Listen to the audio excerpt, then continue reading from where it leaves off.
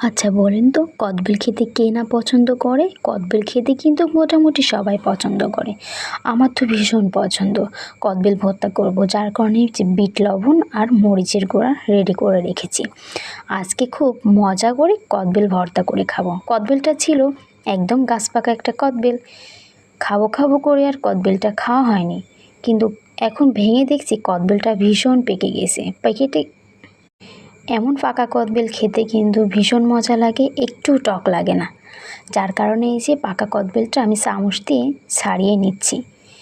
একে একে সব মশলাগুলো তো আগে থেকেই রেডি করে রেখেছিলাম, আর এই যে চামচ দিয়ে গায়ে থেকে ছাড়িয়ে নিচ্ছি প্রতিটা কদবেলের খোসা থেকে। তারপরে এই যে চামচ দিয়ে খুব ভালোভাবে এটা চেপে চেপে দলাটা ভেঙে দিলাম। এবার দিয়ে দিচ্ছি পরিমাণ মতো মরিচের গুঁড়া, আর দিয়ে দেবো স্বাদ মতো বিট লবণ।